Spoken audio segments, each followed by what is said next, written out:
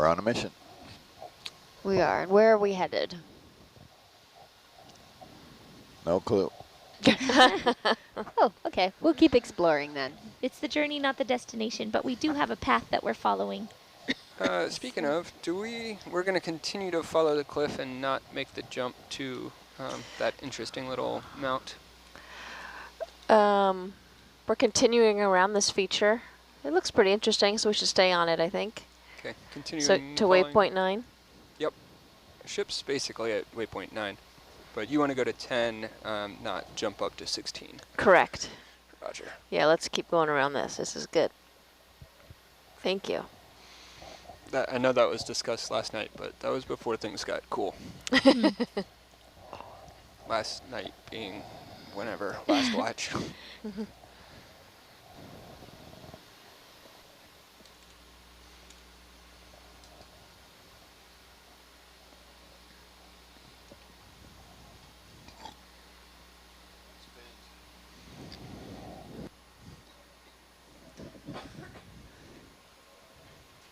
Yeah, so we have waypoints that we've set that are that were planned out to be following along kind of a feature that was noted with multi-beam mapping done previous to this cruise.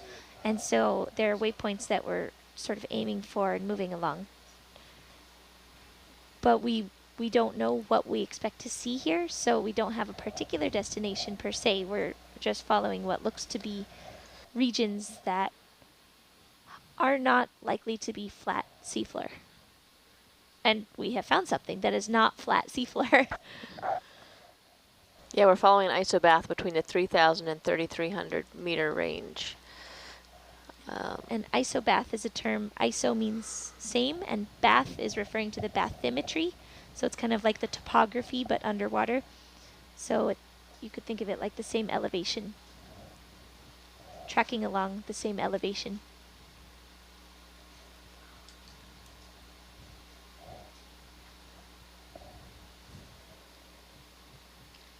Ooh, those are nice looking sponges. Those are sponges growing on another sponge's skeleton, or it was one sponge and only parts of it are still alive.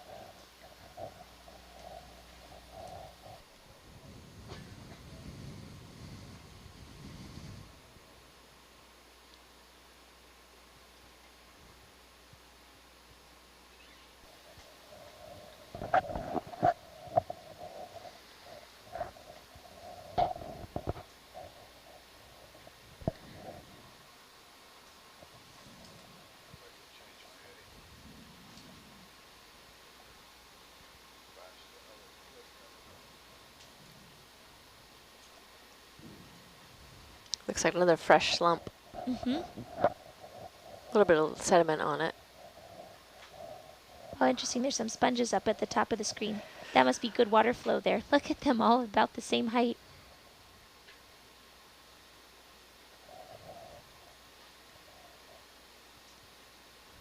And then we've got tube worms, sea anemones again.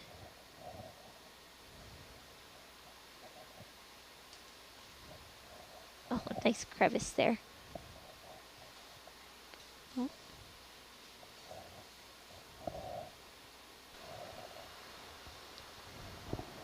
That's a really interesting looking feature. I see one of those white-tipped anemones. Is that Corallomorphus? If it's white-tipped, I would guess so. Okay. I don't see what you see, but if it's white-tipped, it's a good chance.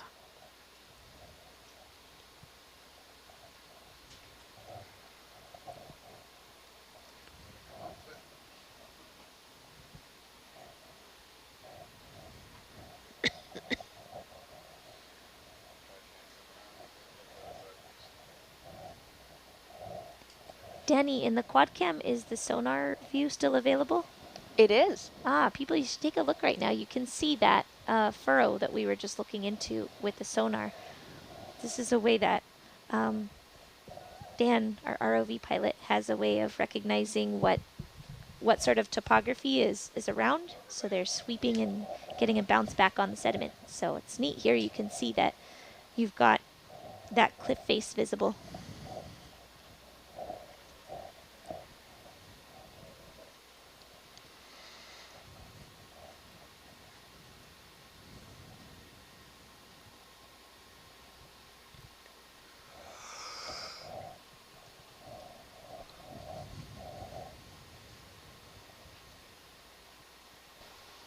So I have another fun fact for us.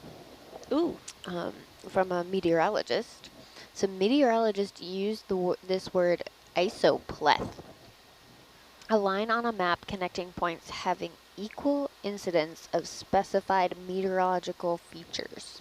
Isopleth. Yeah. Isopleth. Oh. Yeah, so isotherms would be same temperature. Isobars, same pressure. What other ones are there? I've had to do that by hand. That's actually a lot of fun. Oh, yeah? Mm-hmm. Did you take a forecasting class? Or Yes, I took some meteorology classes, but this was sort of general hand cartography. Ah. Wow. That's kind of cool.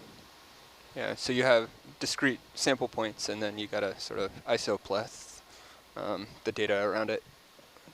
It's a lot of fun. Very neat. My partner studied meteorology during his master's, so he also learned some forecasting, and I remember at some point he was also drawing out, well, I didn't know that they were isopleths. I think they were isobars in particular.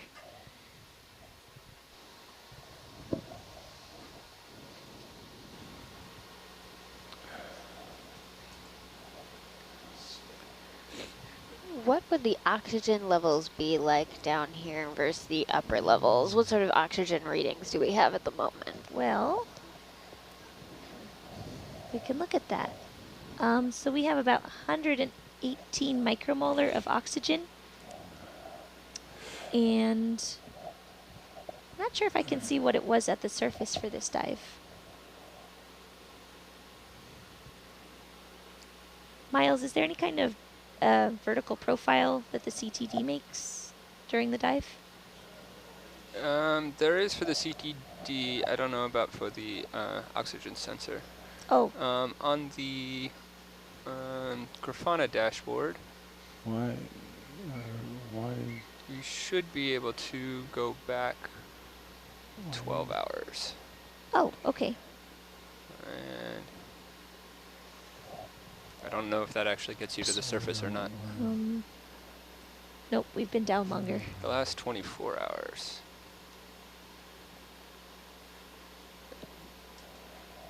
Oh, OET science. So about, and where were we in the water? Yesterday we got in around 1300. Yeah, sorry, UTC was 2022.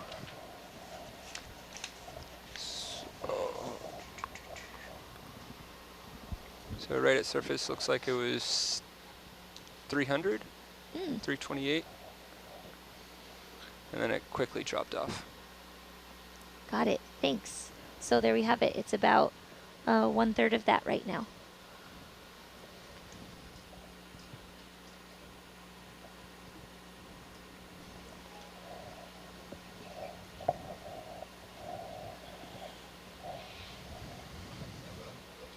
Oh, some big sponges. No. Are these two different sponges? Yes. Who they are, I'm not sure. I would say the one at the top reminds me of Sacocalix. But this one down here, I'm not so sure.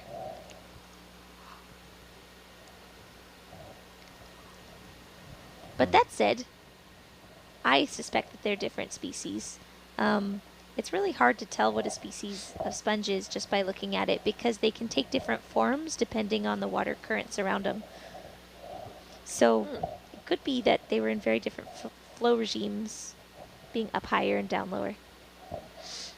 And so the way that we identify sponges is by collecting a piece and then looking at their skeletons and the complement of shapes that those skeletons of glass can take.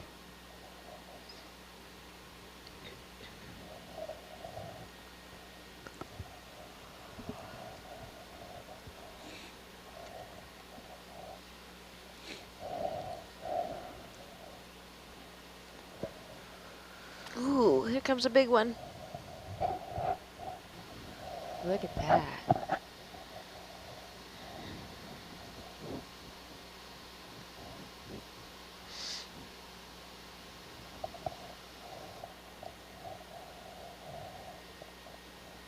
Wow, that is a neat feature. Yeah.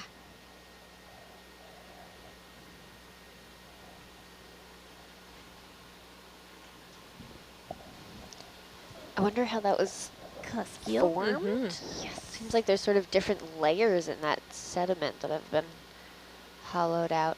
You guys, it almost looks like one of those sea arches, like it's been weathered away by wave action. I wonder if it's been underwater wave action. I wonder. Yeah. It's a good thought. I mean, just like a sea arch would be affected by water flow at the surface and erosion, this could be eroded away too by currents of the water. Wow. I hope that's what happened. I think it's very cool looking. We'll have to get some geologists to look at this footage. Yes, we need them.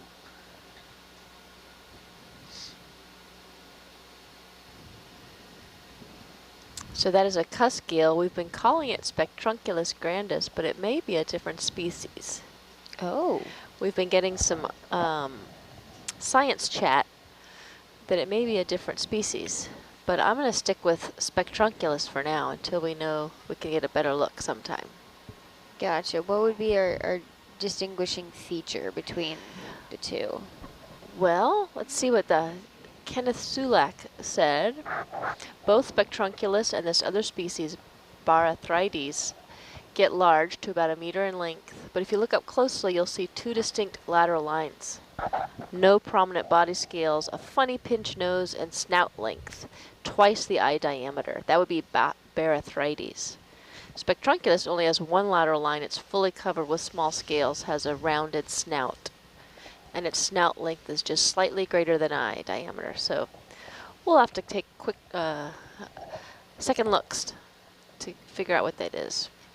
Huh. Very interesting. But thanks to Kenneth for setting that in. I didn't know something could have like 2 lateral lines on one side. Yeah, they can split up at the front. Several fish do that. Wow. Maybe it gives them an extra edge on feeling what's near them. Absolutely. That's very interesting. Guys, a lateral line is sort of a canal or open pores on the side of a fish where the water can flow in and out.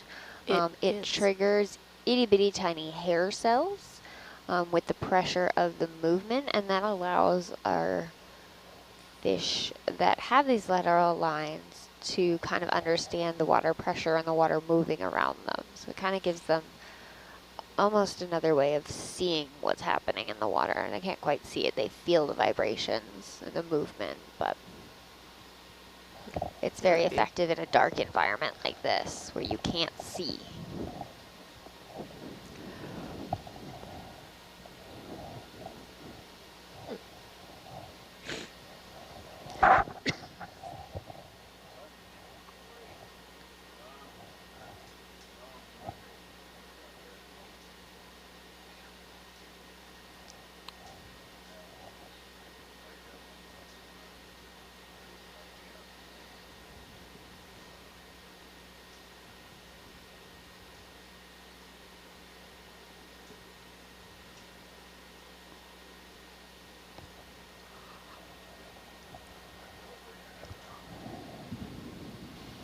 Oh, we got a few things going on here. Yeah, we have another big Saccocalyx-like sponge. And there was a rat tail, not ratfish, off the wall.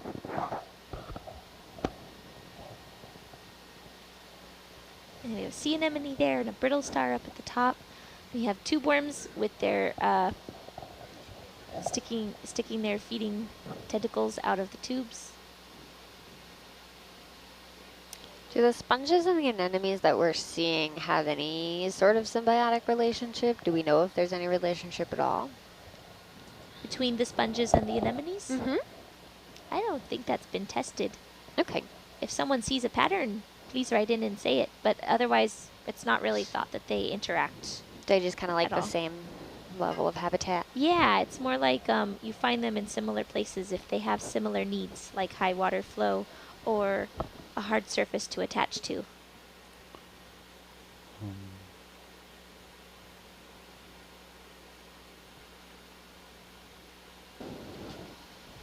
Gotcha. Very cool. There are neat pockmarks in the side of this. Looks like small chunks maybe have fallen out or been eroded away. Yeah. I wonder if something would like burrow into that. Oh, very likely.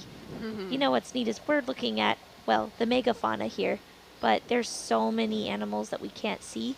We just, we would need to take some of this sediment and sift away the inorganic parts and see what animals are left behind, and there would be a lot. So you can find a ton of different kinds of worms, and bivalves like clams. Oh, there's some really cool deep clams, like groups that you don't find shallow as often, like some of the predatory clams can be found down here. Predatory clams? Really? Yeah. So their gills are not modified to be lamellibranch, which is the sort of increasing of surface area of the gills of most mollusks to allow bivalves to filter feed. But for the predatory ones, they don't need to have increased surface area for their gills because they're not suspension feeders. So they have normal gills, and then they have really long palps that they can put out of the shell called labial palps, and those feel around and grab food and then bring the food back in toward the mouth. So down here at Davidson, we see the clam acesta. Oh, Is that a predatory? that one is not. That one is Okay. a suspension feeder.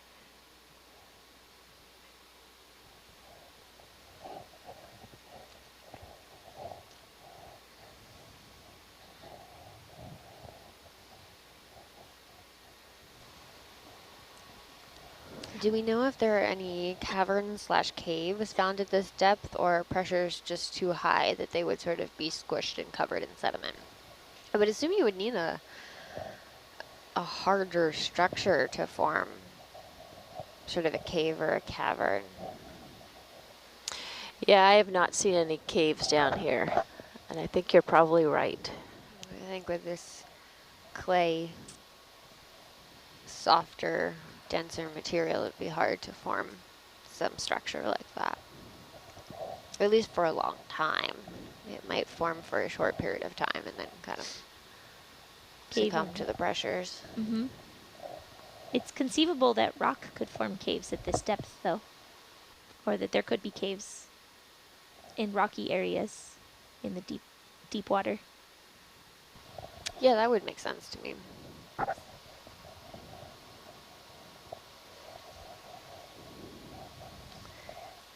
I don't think we have a geologist with us, but we are seeing some striations in this sort of clay pattern in our wall.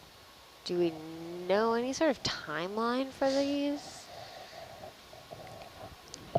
No, I don't.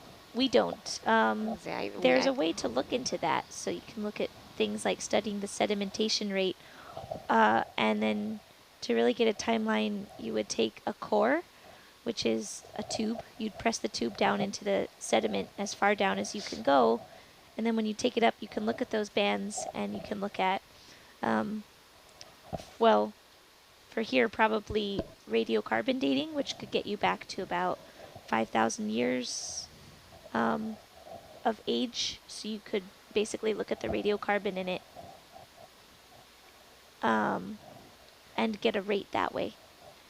To look at even deeper, older sediments, there's an international effort called the Integrated Ocean Drilling Program, which has a ship that can drill very large cores down into sediments, and they can look back 1 million years or more. And for that, they use what's called paleomagnetism to look at basically flip-flops in Earth's magnetic poles that have happened in the past and calibrate, look at the patterns of that and then calibrate time based on the signature from the paleomagnetic structure.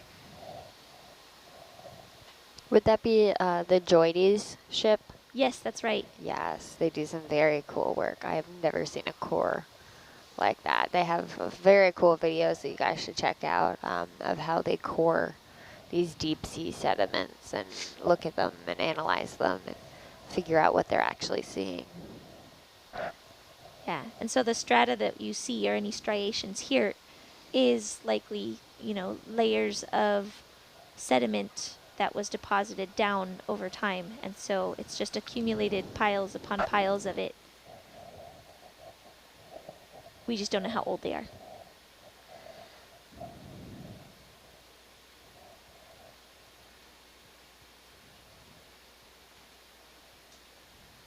So many brittle stars. Goodness.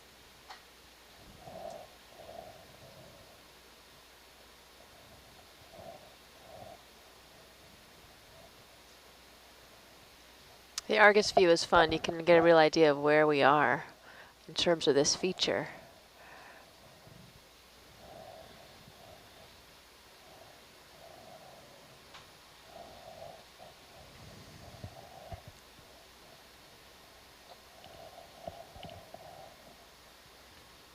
These are more gradual steps if you look at Argus. That is a neat view.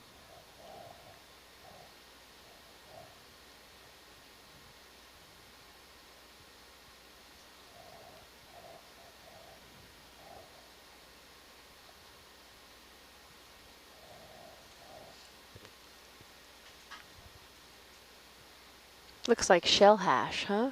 Or is it just clay crumbling off the side? Might just be clay crumbles. Yeah. I'd lean more toward that since we haven't seen a lot of shells. Yeah. Or gastropods. Mm-hmm.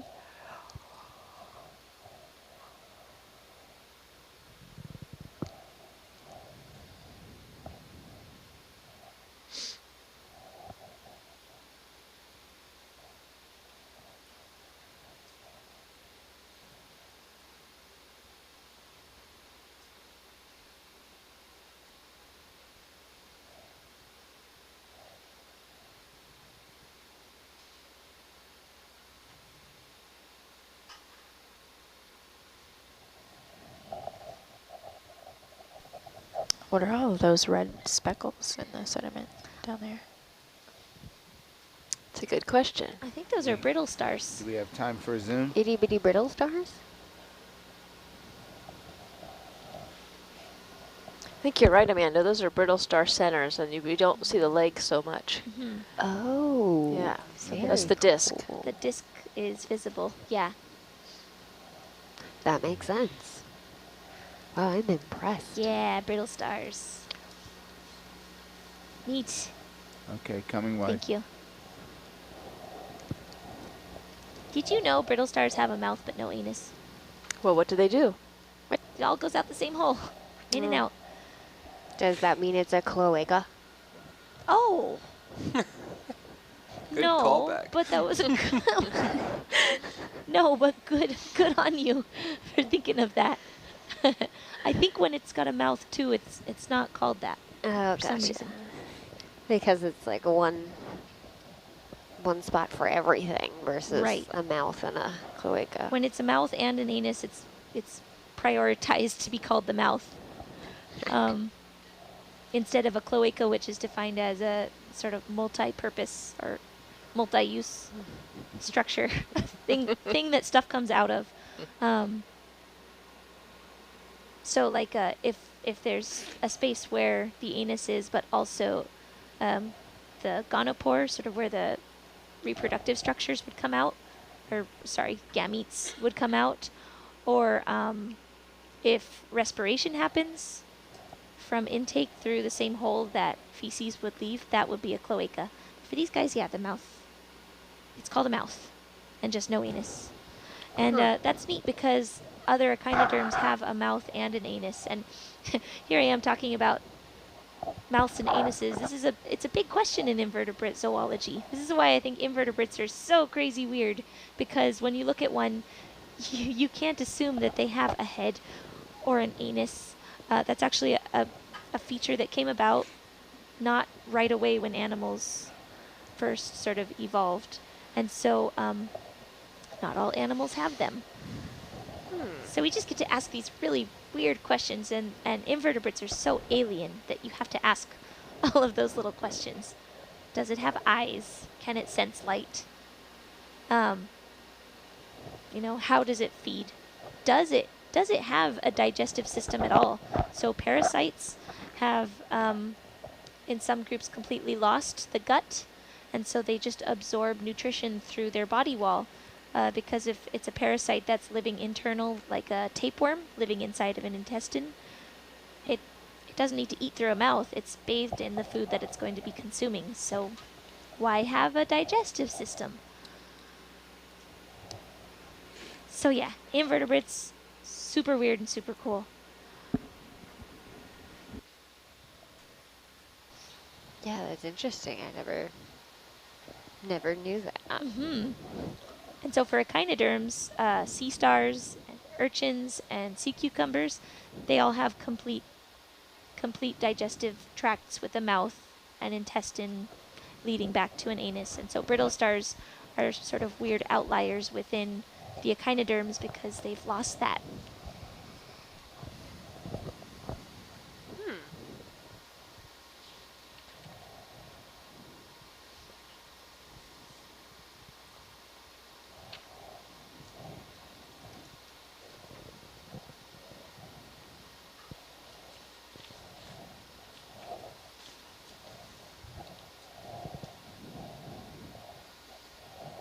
We had a question if our ROV lights negatively affect an animal, like blind them or something.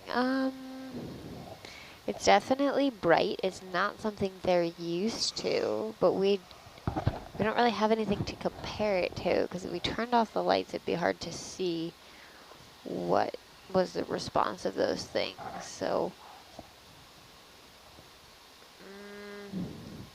maybe? Some of these deeps, like for invertebrates, some of them just don't sense light, especially down here. And for fish, it depends on the species, I would say, because some fish get attracted to ROVs, and they kind of follow them around because it makes plankton easier to see and catch. But I don't know about this deep, whether they would be hunting plankton that they could see and catch. Kind of fish down here aren't predators that hunt by sight for swimming prey.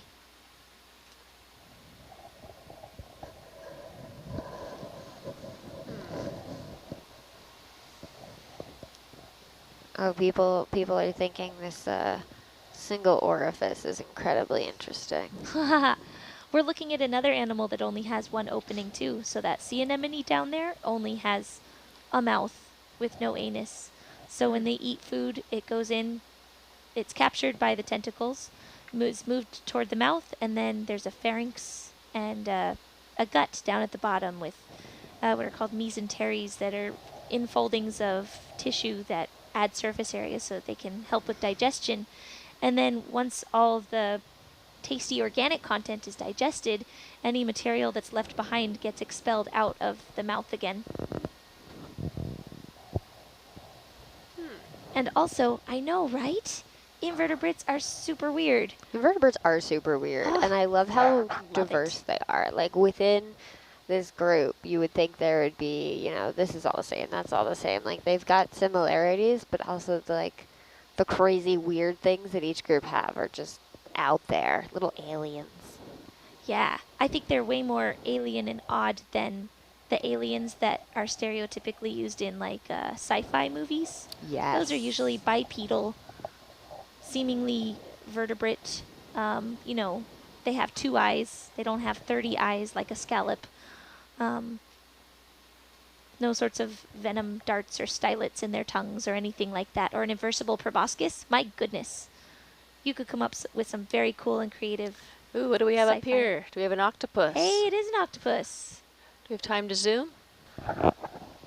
Another Yeah, let me get a squishy little closer. friend.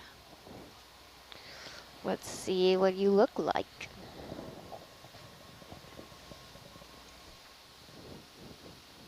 It's very interesting to find Once these the sort of lasers get lone above it and white, then you can Yep. fuse it. octopuses, octopodes Well, out by themselves. this one I mean, they are solitary creatures. We This have one a just little gotten bit very different. used to seeing clusters Yeah. of brooding females. it's very different. I see a bend in that arm. He looks like he's sleeping. I think that's the second arm, though. Yeah. We can't see the third arm.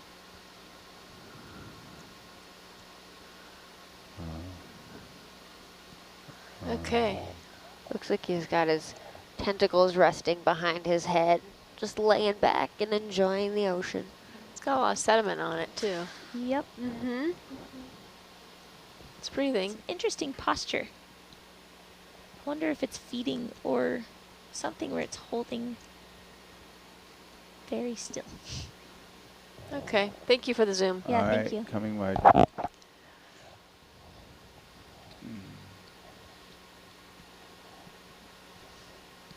Nope, sorry, full wide.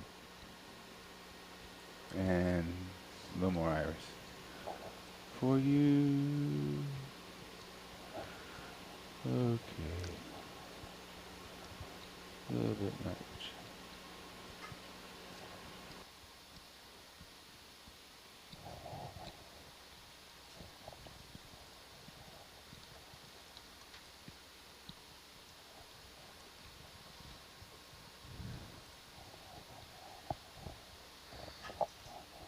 So viewers who are looking at the quad cam, if you look now at the sonar, you'd see that it doesn't show that same sharp defining wall like we saw before, and that's because this is more gradual, and also because we're up a little bit higher.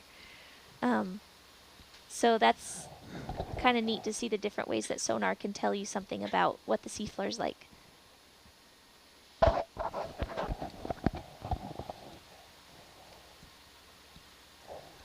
Almost looks like there's all sort of like scratches or tracks all around here.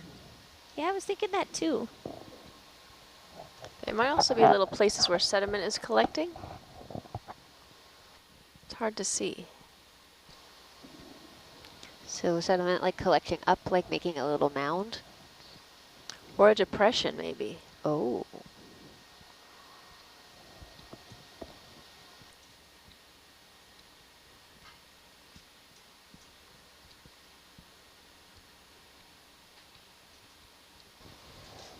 Do you guys have a favorite octopus or squid? Oh, like a favorite species? Mm-hmm. I like bobtail squids. Oh, those are cute. They're very, yes, they're super cute. They're little round squids with round lateral fins that they swim with. They're very tiny, and I'm sure they're very fierce because squids are pretty darn fierce. And then the Hawaiian bobtail squid is a neat one because it houses symbiotic bacteria within a little organ that they can cover up with their tissue and their muscles. But then when they want to show, they pull the muscles back and expose the bacteria, which are bioluminescent. And so then you have bioluminescence in the octopus from these Wow. symbiotic bacteria. Oh, that's neat. Oh, I met a lady that was studying that. Ooh. Very neat. Yeah, she was super sweet. What about you, Danny? Oh, they're all my favorite. It's very hard for me to pick one. It may be moose octopus. That's why we're here. It could be, they may be my new favorites. I do love the mystery of them, that there's so much more about their life history that we don't know yet. We can come back and explore. I'll have to stick with Musoctopus robustus then. Also because the name is fun to say. We get to see lots of them, and there's still so many things we can learn about them. It makes me want to go look at the other Musoctopus. I wonder what they're like. Yeah, interesting. I don't know. Oh, that looks like a snail fish Ooh. swimming by. Do we know what a unique feature of a snailfish would be? Well, they have a modified pelvic fin under their chin, I guess, and it acts as a partial sucker. So they can stick to things? They can. Oh. Is that why they're called snailfish? Perhaps. Snailfish are also found really, really deep. I think they were spotted in the Marianas Trench at Challenger Deep, weren't they? I think you're right. We see a variety of those species out here, too. Very All cool. right, we've hit another feature. Oh. Let's look at the sonar.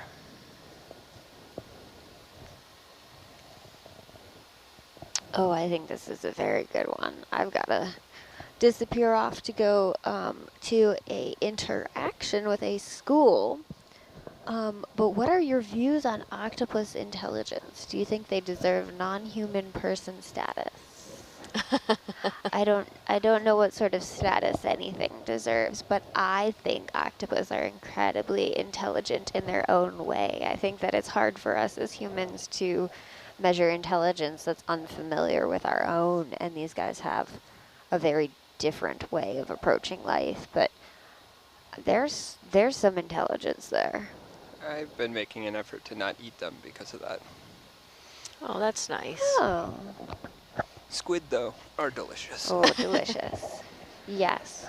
Yeah, you can absolutely, well, I love eating all sorts of seafood, but my goal is to try to find things that sort of sustainably harvest. So certain species of octopus work for aquaculture or can be cultivated, and others we just pull from the wild. So I try to stick with ones that can be replenished and sustained easily.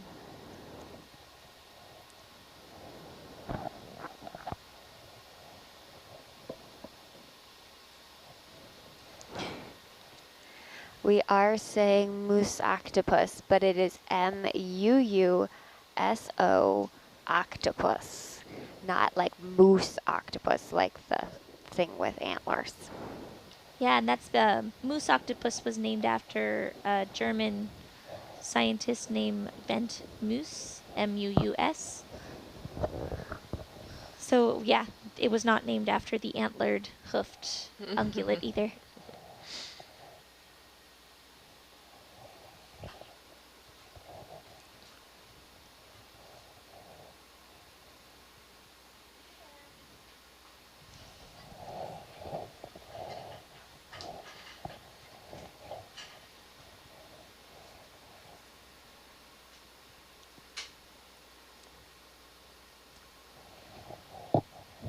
I call this crinoid ridge. You do? Yeah. So yeah, you guys see all those little feathery things on the side of that cliff face. Those are crinoids. And for whatever reason, this spot seems to be, well, favorable for them. So there are a number of crinoids visible here. And one sea anemone. That's the pink and orange. The crinoid's color sort of blends in with the sediment, but it's the brown looking. Oh. Feathers. Actually, now that we're closer, are they crinoids or are they tube worms? They tricked me. Could we do a zoom, please? I think you were right the first time. They are crinoids. They're crinoids. Feather Okay. stars, yeah. All right.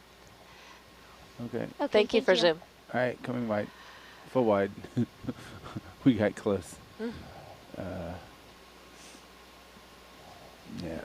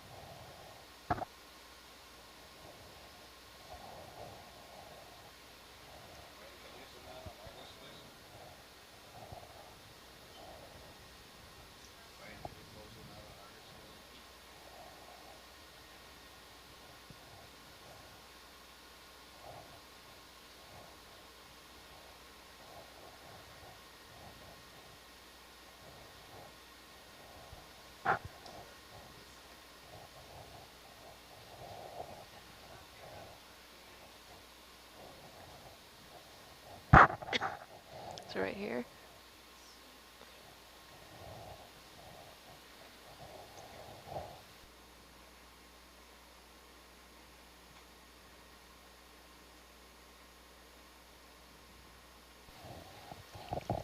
That's a nice bamboo coral, Lepidopsis.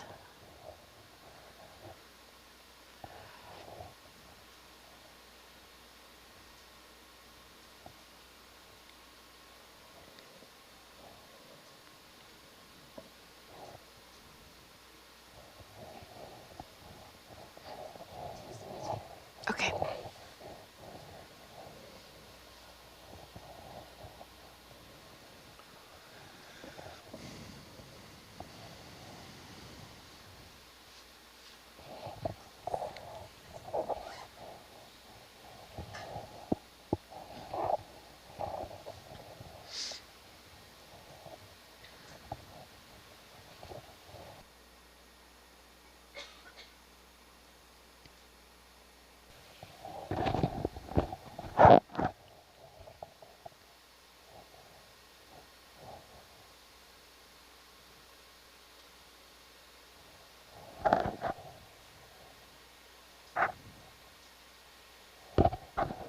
So that looks like a nice Pharea white ruffle sponge. And then a couple black corals behind it, Bathypathes. And even a little drift kelp, that dark string on the right side. That's drift kelp.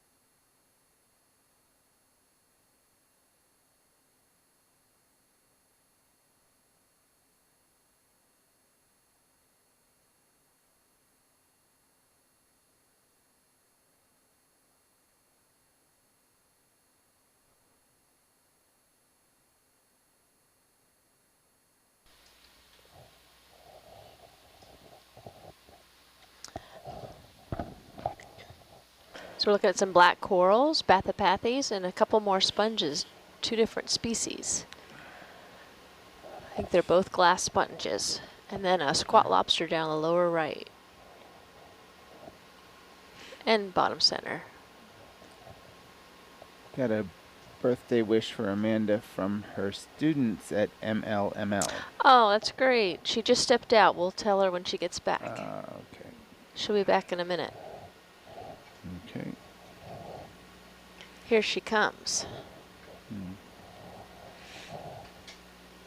Amanda, you're getting birthday wishes from your students at Moss Landing Marine Labs. Yeah.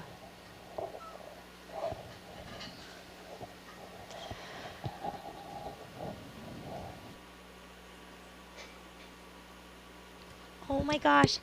Hi, students at MLML. You guys are such a great community. Holy cow. I'm so happy to be involved with everyone there. Thank you. This is a super awesome birthday so far. Ah!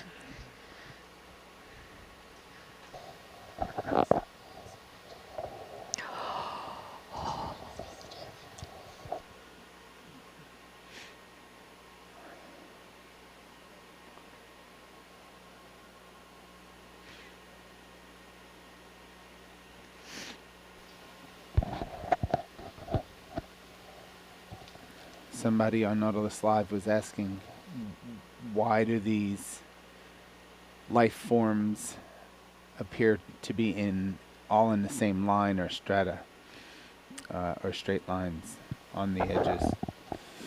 It's very possible they're sitting in a current and it's a good place to catch food. That would be my assumption. Yeah, I'd agree with that. So for suspension feeders, the more water that passes over them, the more food they're exposed to and able to capture. So places where currents are strongest is where they like to be. And if you think about what you see when you look at like rocks in a stream, water tends to flow faster when it goes over a bump. So when you have a feature like a ridge underwater, you have water that can, current speeds that can be a little bit greater right there at that lip edge. And also, this is an area that's exposed for them to kind of anchor to versus the top of the ridge where sediments would cover and might kind of block their ability to glue themselves to a substrate.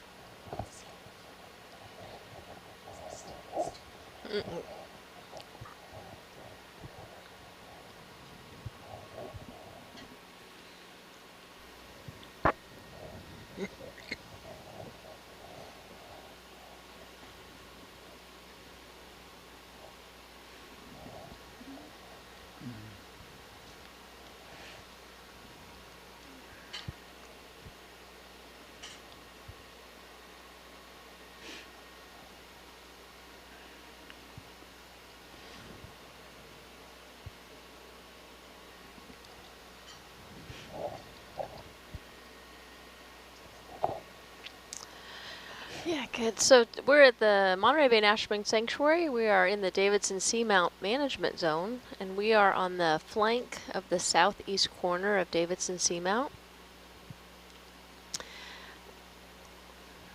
And the Davidson Seamount was protected. It began in 2008 as part of a management plan review process. And we've been visiting the Seamount ever since, when we can get a chance. And we're out today with the Nautilus.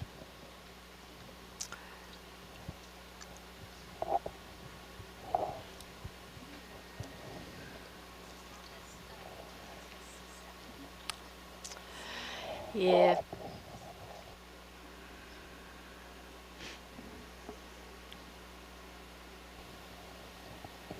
So this is a protected area. There's no bottom fishing allowed, so this allows for the corals to grow and thrive and the sponges and all the living creatures down here.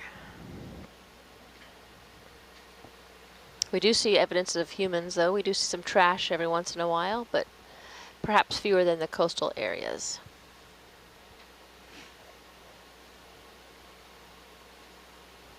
So the Monterey Bay National Marine Sanctuary was established much earlier than Davidson Seamount was added to it, right? Yes, so Monterey Bay Sanctuary came about in 1992 as a result of the public not wanting any oil drills off our coast. And one way to do that is through the National Marine Sanctuaries Act, where there's no oil, gas, or mineral extraction in federal waters and state for the sanctuary program. And then in 2008, Davidson came about. And that was basically after it was visited, right? The Yes. first time it was visited, there was so much diversity there. Yes, so MBARE, the Monterey Bay Aquarium Research Institute, went out in the year 2000 to look at some geology, and the biology wowed. The geologists said, hey, we've got to get some biologists out here to check this out. So we went out, Monterey Bay National Marine Sanctuary, along with MBARE and Mossland and Marine Labs and others, National Marine Fisheries Service, to survey the seamount with an ROV in the year 2002, I believe, and then again in 2006.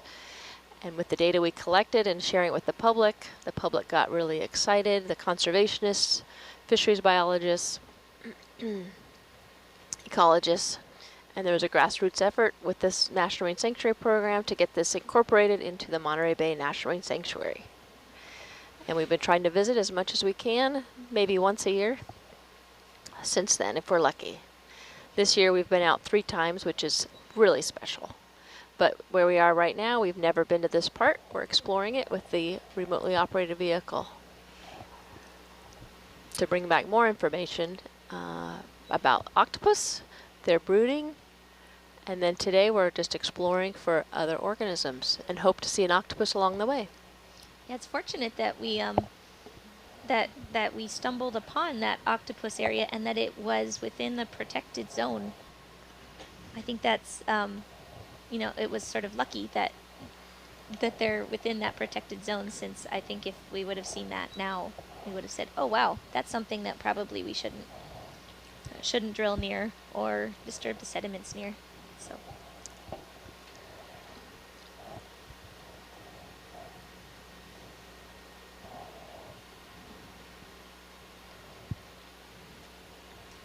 So we're seeing more of these feather stars, those dark sediment-colored feathery organisms, and then some anemones above them, and a great sponge for Amanda. just a bonus sponge. I think this is neat though. Look, the anemones are all at one level, and the crinoids are interspersed among them and then at the lower level. There must be something different about the flow that makes the anemones happier on that top line.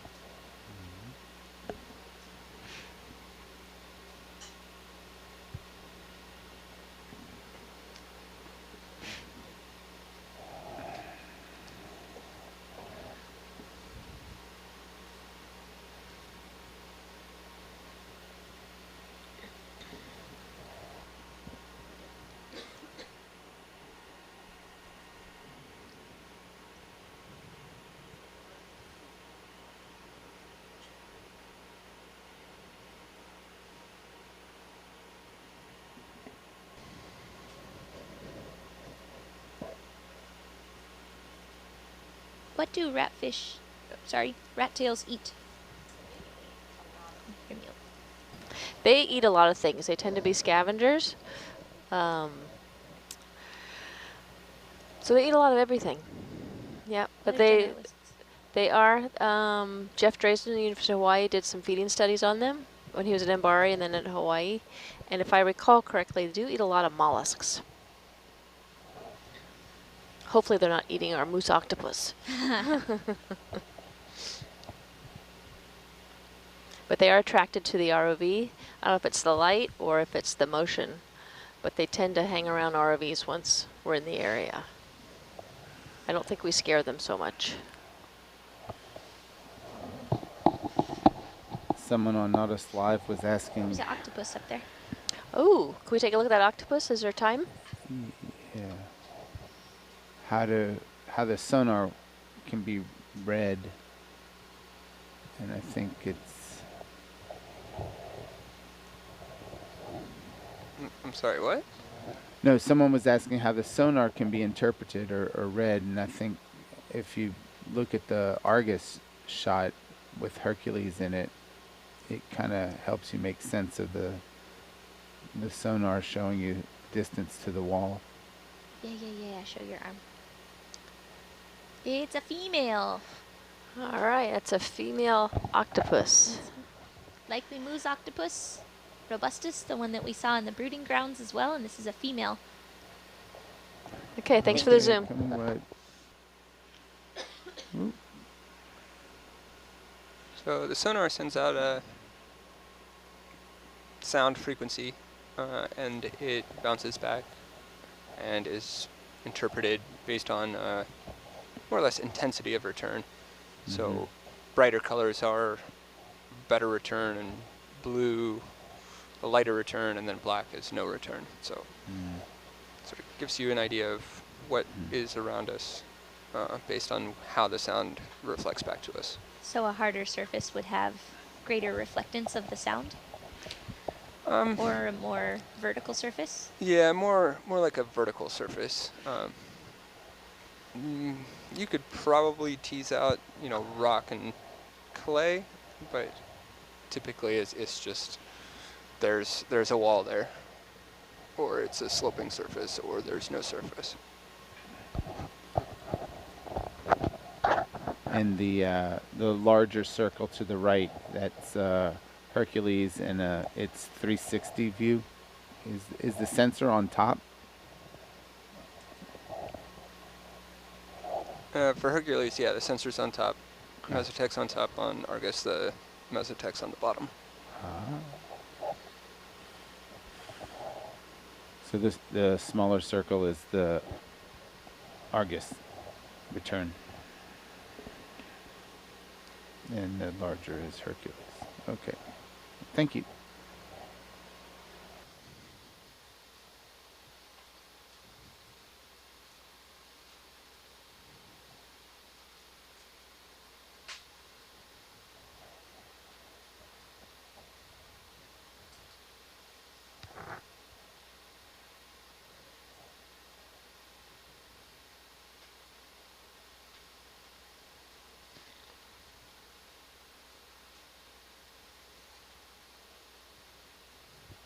So people who are tuned into Nautilus Live right now, we've been talking about a lot of the animals that we've seen. Let us know if you have questions about any of them, and also if there are any of your favorite invertebrates that we haven't seen yet. I'd love to know what kind of invertebrate taxa float people's boats.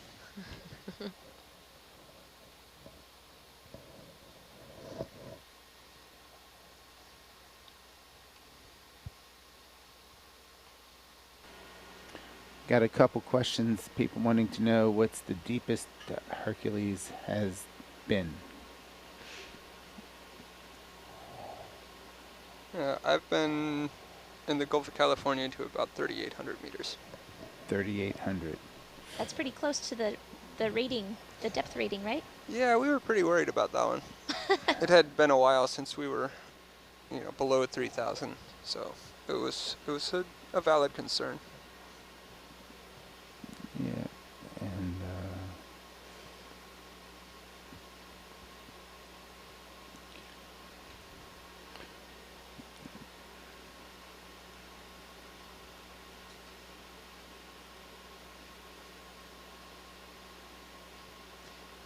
Wonder all these round spots are, if they're clay falling or if an organism was once there that is no longer residing. Oh, like an anemone that fell off. They seem No. to be round. I know, so I'm thinking maybe they're just clay I'm pockets. guessing clay. you know,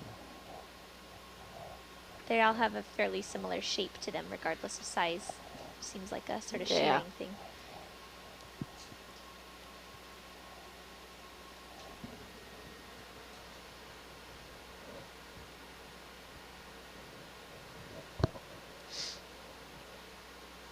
So the sediment is not a uniform brown color. If you look kind of at the bottom of the screen at the flat sediments, or now at the top of the screen on top of that ridge. And that's